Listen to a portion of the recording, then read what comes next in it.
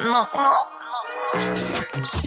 Something real, something raw, not accidental, no, I'm sure. You're not needed, show you the door, but what's that, yeah, are you sure? Yeah, that's a rental, yeah, what a bore. Lying, nothing in the core. Buying, yeah, what for? But I do, but I need to, always sure. Something real, something raw, not accidental, no, I'm sure. You're not needed, show you the door. What's that, yeah, are you sure? Yeah, that's a rental, yeah, what a bore. Lying, nothing in the core. Buying, yeah, what for? But I do, but I need to, always sure. Boring, never been that. I get paid, bro, just to relax. Yeah, more money now, yeah, more tax. Sorted it now, don't worry about that. Boring, yeah, I've never been that. I get paid, bro, just to relax. Yeah, more money, but yeah, more tax. But sorted it now, don't worry about that. Flexing, yeah, but your soul is empty. Dripping in diamonds, Fenty. Dripping in fives, got plenty. Got the technique, yeah, like Jet Li. Ow. One little chop like pow. One little hit like wow. Living for the now, live for the sound. Nice for the dollar, but I'm making a pound, yeah. Worry about that. No, don't worry about that. Worry about that. Worry about that. No, don't worry about that. Something. Worry about that. No, don't worry about that. Worry about that. Worry about that. No, don't worry about that. Something real, something raw, not accidental. No, I'm sure you're not needed. Hello, this is the Tone Deaf Monk. Keeping it fun, keeping it real. Today I'm bringing you Hiby's latest R6 Pro 2 2025. And I want to thank Hiby for sending over this gorgeous blue. I call it ice blue. I'm not sure what they call it. But it is stunning. So the new blue is the old purple. So it comes in the box like that with a big fat USB-C to USB-C cable. This one also comes with a really nice leather case. It's going to retail for $699, and there's a whole lot different from this version from the original R6 Pro 2. Now, one thing I wish that Hiby would change some of their name structures to make it a little easier to keep track of. That's probably my only bitch with this review. So this is incorporating a new DAC chip from Cirrus Logic, the first player to do so. It's using the Cirrus Logic CS4308Ps. It's an 8-core, and they're using 2 of them, and these are 8-core architecture chips. So a lot of stuff that needs to get processed, and I'm going to talk about in this review a little bit about the player. I'm going to do a couple comparisons to some other sources to give you a really good feel of this. One's going to be a DAP or 2 DAPs that I own, and the other one is a dongle that I really praised. And that was from Nipo, the A100. So I'm also going to do a comparison to the iBasso DX180 and the ONIX XM5, which I think are very good comparisons. So let's go.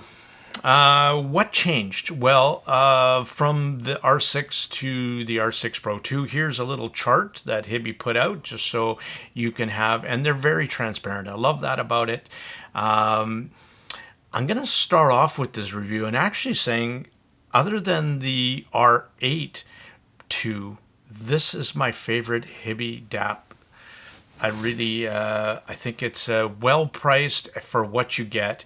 And let's dive deeper into this. So they've upgraded the power from 383 milliwatts, which was probably got some criticism. It definitely did, for having a player at over the $700 price point in 4.4 balance. That's all it could put out. So this one's now bumped up to 632 milliwatts. That was probably the biggest change that they did, other than changing the, I think the core tuning has changed quite a bit, and a lot of other stuff. So I think what came into play with that DAC chip is a whole bunch of things, and the architecture inside. So not only did you get a sound profile change from previous players, but there's a big performance boost as well. And I think that a lot of that changed from the previous version being an AKM DAC chip to this one. I think you get more of a voltage swing inside for it to be able to drive harder to drive stuff. And I definitely did try it with the VA Vanguard the headphones, the 300 ohm headphones, and it drove it perfectly. So what you also got inside because of this change is much lower noise, darker background, lower distortion, and one of the great features that I thought was a nice touch was 64 megabyte or gigabyte storage to 128. So that's nice to store your files on the player itself, and giving you a little bit extra more room other than your SD card. I would still like to see that bumped up even more to 256, 512. That would be super sweet, but I'm dreaming here. So same 5,000 milliamp battery as the previous model. You still get two-way Bluetooth with Hibycast, and if you're not familiar with what that is, it allows you to, let me just pull it up. Look at the screen, first of all. Edge-to-edge glass, 2160 by 1080 screen. Pretty stunning. If we pull up here to the Hiby app, there's one of the icons right here. You can see it light up, and it'll tell you, would you like to be the Hiby Link controller or the Hiby Link server? So now I can control this. I can control my phone or another device using Hiby OS app, or I can use that other device like your phone while this is in your backpack or your pocket to control your music. I think that's standout. I love that feature, and I use it all the time.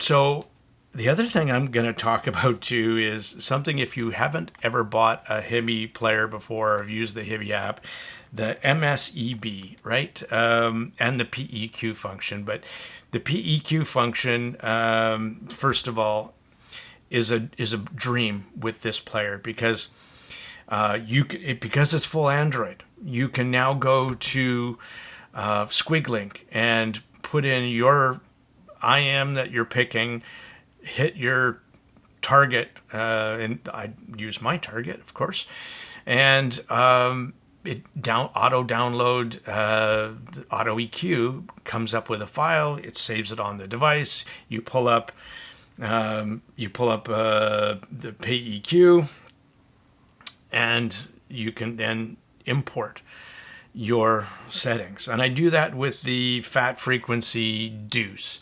It's the only way I listen to that IM, and it makes it for me that IM useful. Otherwise, I couldn't listen to it without PEQ, just the way it's tuned. But this feature for me is standout. The other one is MSEB, Magic Sage 8-Ball. Love the name. Basically, it's your ultimate tweaker app. And tons of you can and enjoy tweaking and EQing to your personal taste. And this thing does it in a way that's very, very easy. And I think I have a little graphic still of what these actually are doing. But it's pretty intuitive, right? I mean, cool, bright, bass extension, bass texture, note thickness, vocals, female overtone, sibilance, high frequency, low frequency, impulse response, air, right? We hear about all these phrases, these things that when we talk about, reviewers talk about. Well, and here's the little chart again that helps kind of break that down. Save that, because you'll know what band you're playing with. But for tweakability and EQ, I mean, there's nothing better than Hiby for that. They rule. That 5.9 inch full HD screen is stunning. I really do like that. The Gorilla Glass even didn't cheap out here, edge to edge.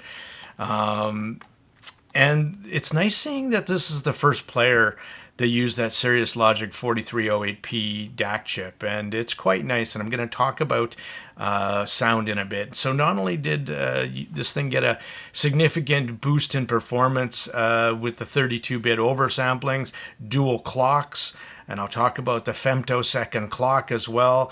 I don't want to get into too much of the techie stuff because it's really... I mean, you can read about it, but that's not the important stuff in my opinion. 123, greater than 123 dynamic range, ultra low noise, below 115 dB signal to noise ratio. These are some great specifications, but what does that translate down to usability wise and sound? So first I'll talk about, there's two amplifier sections inside of this. So the R6 Pro 2 2025 has, I don't know, 1, 2, 3, 4, 5, 6, I think 7 different unique sound signatures, and I'm going to go over that. Some make a bigger difference than others. Class A, Class AB amplifier. Why would you use one over the other? Well, if you're choosing Class A, it's a non-switching amplifier section, so it doesn't cool off. There's no, I won't go too deep into Class A amplifiers, non-switching amplifiers, but let's just say that the output devices don't turn off. They're always on, but it gives you more room in the tank for drivability. It also adds more heat, so that's why you wouldn't use it. But for the Class A amplifier side, you get to utilize the most out of the ultra-fast transient responses that this thing can put out. Unparalleled drive control. So when I'm driving those 300 ohm headphones, it's got lots of headroom, lots of dynamics, bass hits hard. That's easy. It's so hard to drive headphones, hard to drive IMs. Dynaquattro lovers out there will be happy to know that this thing can pound those. So why would you use Class AB? Well, you do get better battery life and there's less heat. So that would be the reason to switch it off. But again, the heat wasn't, I mean, I drove them hard, but it was never really an issue, especially when you're rocking the case as well. Talking about that case, Hiby didn't miss a step when it even came to this is the blue one, the blue case. They're really well matched. I thought something was weird with this case because it kind of has this little magnetic flappy thing on the side until I realized Hiby thought, oh, it's really hard to get this thing in with that kind of angular shape on it. Maybe I'll just make that little thing expand. I mean, and then I looked at that and went, oh, well done, Hiby. The cutouts on the side of the case are really nice. You can get tactile feel. On one side is the RGB light, your power, your volume control. On the right side, on the left side is your track advance, pause, play pause, and track backwards. On the bottom, your balanced output, your line single-ended, your USB-C in-out, and your line outs for single-ended and balanced. Love that feature. Use it quite a lot when I send balanced signal out to my other amps, X2O, XD05, Kai Design's Tap 1 Pro. I use that a lot just to give it more juice. Not that I found that this thing needed it. Next section I'm going to talk about is those 2 femtosecond clocks. That's a really fancy word for saying a very fast processing. This uses Snapdragon 665. It isn't the latest, but it does a damn good job, so no issues there. The reason they do 2 clocks inside this to control the ones and the zeros, the DAC portion of it. It's really quite important. And Hiby does something kind of unique where some companies, most companies, just use one kind of DAC clock to process all of the ones and zeros from the signal you're feeding it, from the file. Hiby uses 2, and it produces 2 different unique sound signatures. And I noticed this in the R4, the first player I have ever noticed it in, and now I pay attention to it. So when you're, and why would they do that? Well, it brings out the very best possible sound, regardless of the music sampling rate you are feeding into the R6 Pro 2.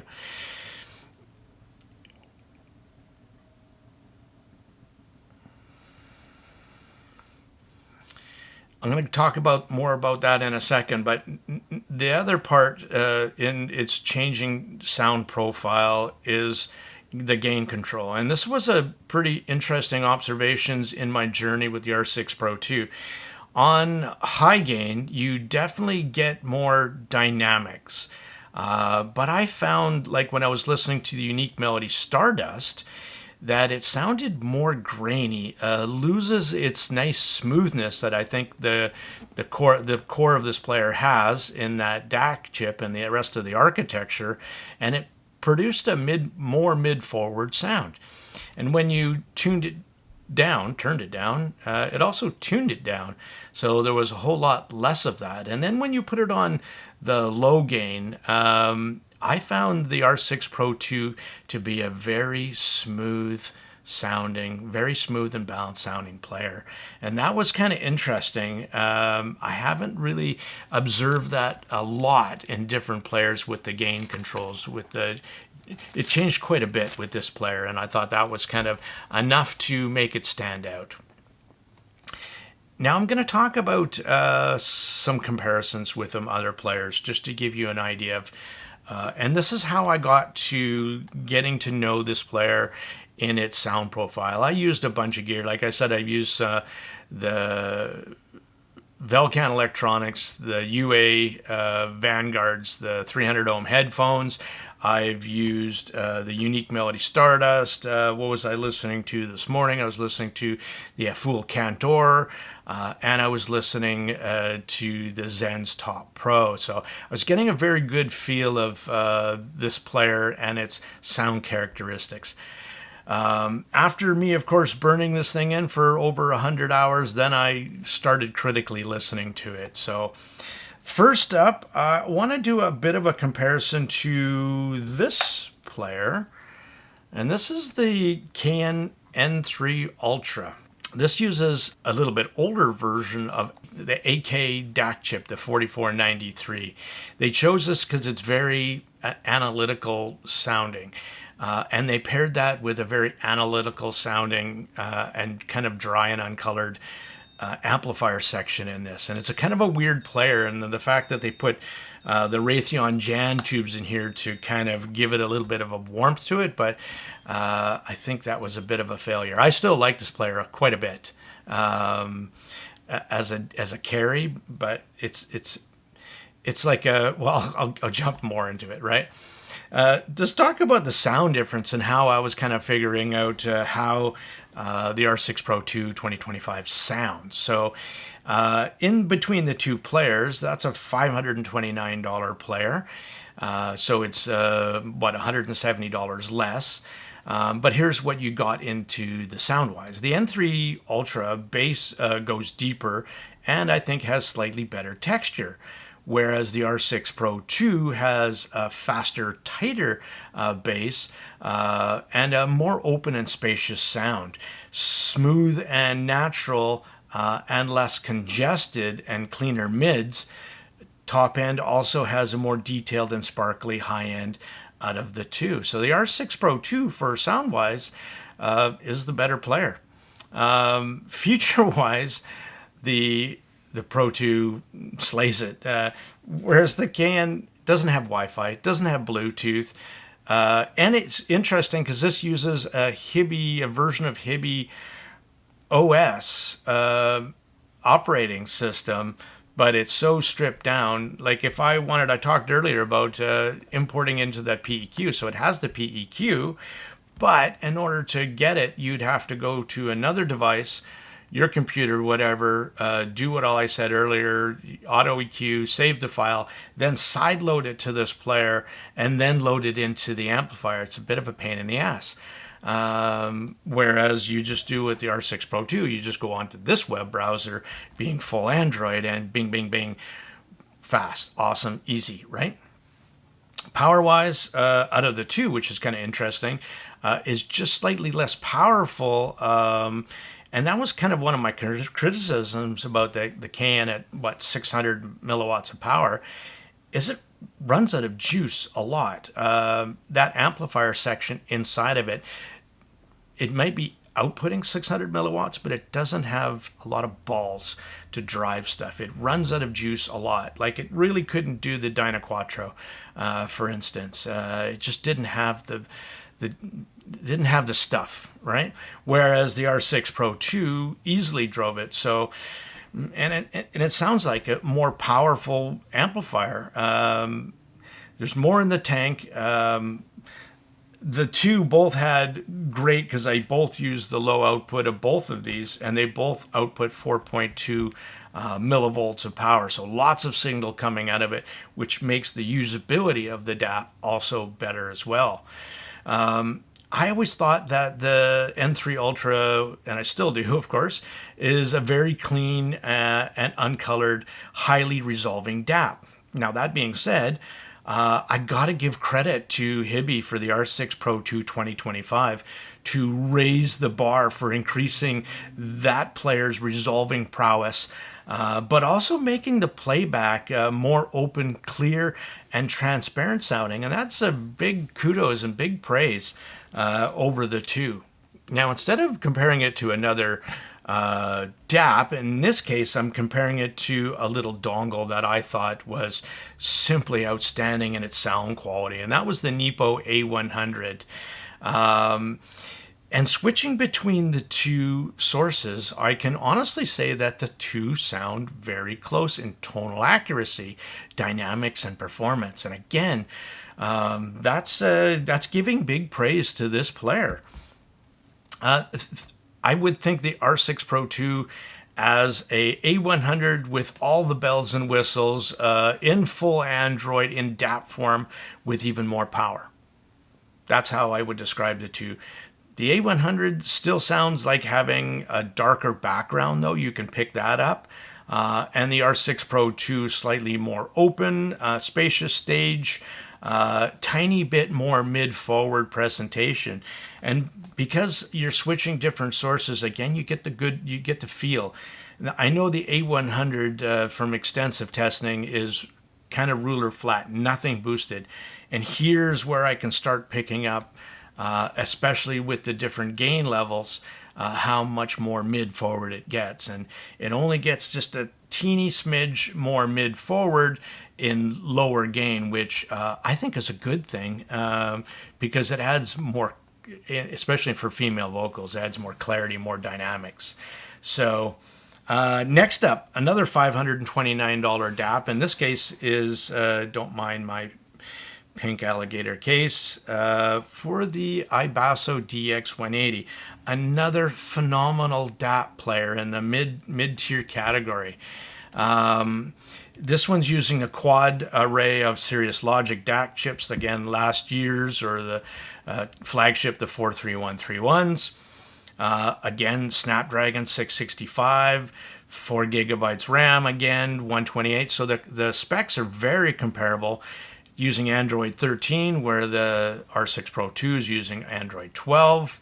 A couple things that it does have over the Hiby player is faster fast charge protocol and charging protocol, slightly more power at now 690 milliwatts versus 632, so just slightly more power. It has a replaceable battery. I wish more companies would do that. That's for iBasso to do that. I keep giving them credit for that function of user replacement stuff. That's well done. Wish more companies did it.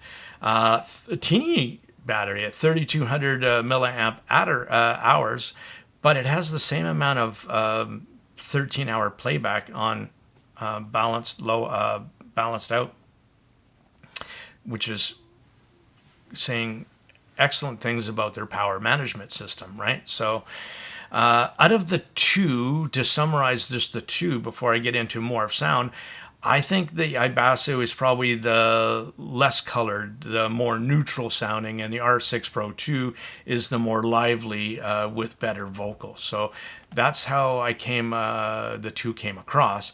And in sound, I was listening to in low gain with the Stardust. Very similar tonality-wise, nothing boosted, but the R6 Pro 2 does sound more open and cleaner.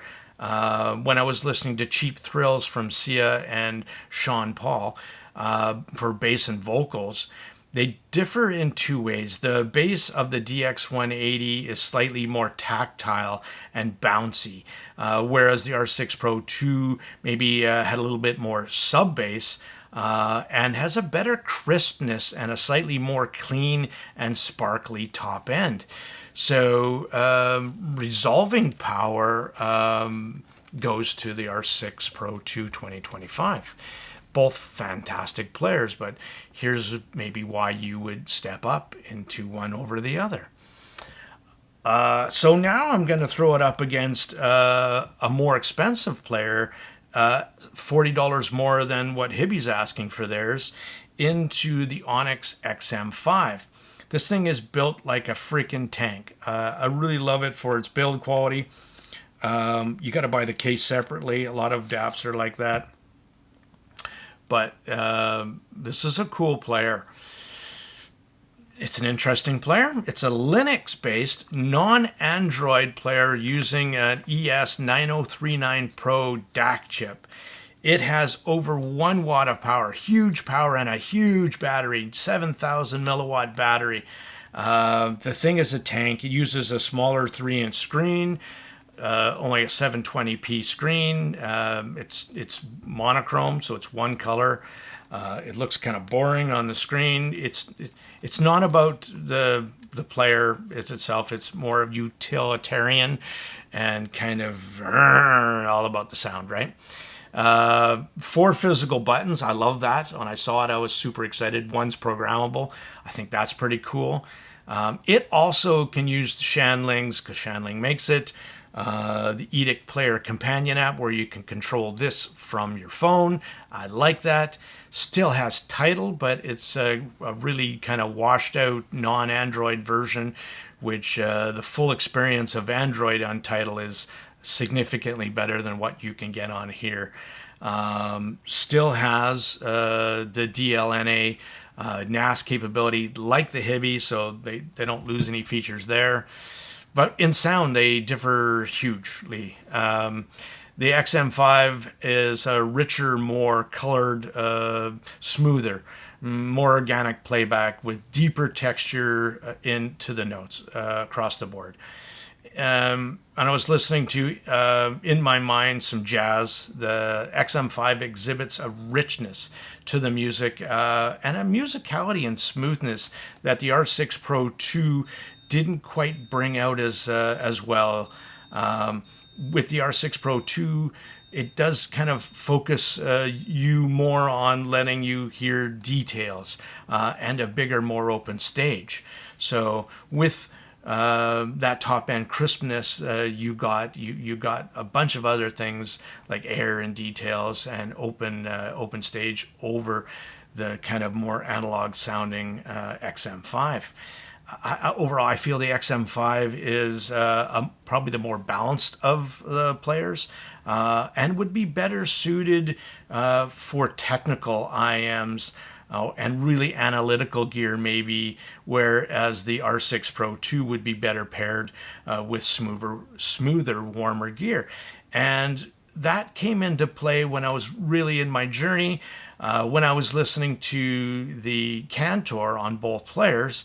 The full Cantor, it paired beautifully with the XM5, and not as much with the R6 Pro 2, whereas the Zen's Top Pro and the R6 Pro 2 were magical, right? Together, they were fantastic. In this part, I just wanted to talk about and address some compromises I think Hiby had to make in order to get this player at this price. So first of all, it's not the Android 15, it's Android 12.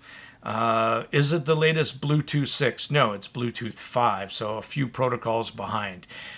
Is it using the fastest quick charge protocols? No, it's using 2.0 and PD 2.0. So all that being said, does it affect performance on a day-to-day basis usage? No, I don't think it does. Not in my journey. I didn't feel I was missing anything there whatsoever. In conclusion, I think this is a huge upgrade from the R6 Pro 2. Performance-wise, musicality-wise, power-wise, it actually is a good logical upgrade, and well done, Hiby.